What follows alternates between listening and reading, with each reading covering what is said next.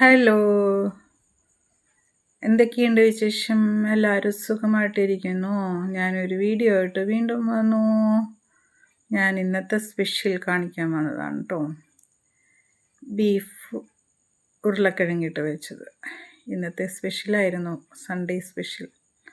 അത് നിങ്ങളെയും കൂടി കാണിക്കാമെന്ന് വിചാരിച്ചു എടുത്തതാണേ.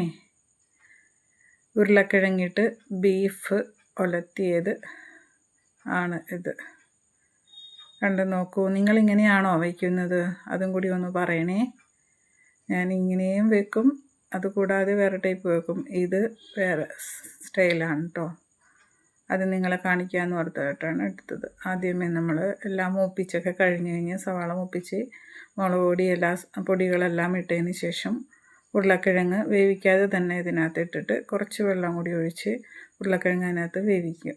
ഒരു പകുതി വേവാകുമ്പോഴത്തേലും നമ്മൾ വേവിച്ച് വെച്ചിരിക്കുന്ന ബീഫ് എടുത്തിട്ട് ഒന്നും കൂടി ആ ഉരുളക്കിഴങ്ങ് വേകുന്ന വിധത്തിൽ ആ വെള്ളമൊക്കെ ഒന്ന് പറ്റി ഗ്രേവി ആവുന്ന വിധത്തിൽ ഒന്നും കൂടി തിളപ്പിച്ച് ആ ഉരുളക്കിഴങ്ങ് വേകുന്ന പാകത്തിലാക്കി എടുക്കും.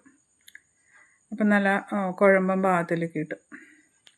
അങ്ങനെയാണ് ഞാൻ വെക്കുന്നത് ബീഫ്. പിന്നെ ഇതിനകത്തൊരു സ്പെഷ്യൽ ഒരു കാര്യം കൂടിയുണ്ട്.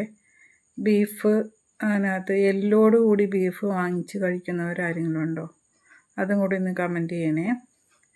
എല്ലോട് കൂടി ബീഫ് വാങ്ങിക്കുന്നവർ, എനിക്കതാണ് ഇഷ്ടം. അതുകൊണ്ട് തന്നെ ഹസ്ബൻഡ് വാങ്ങിക്കുമ്പോൾ എല്ലോട് കൂടിയുള്ള ബീഫ് വാങ്ങിക്കുള്ളൂ. സാധാരണ ചിലവർക്ക് അത് ഇഷ്ടമല്ല, പക്ഷെ ഞാൻ കുഞ്ഞുനാൾ തുടങ്ങി അങ്ങനെയായിരുന്നു. Okay, bye.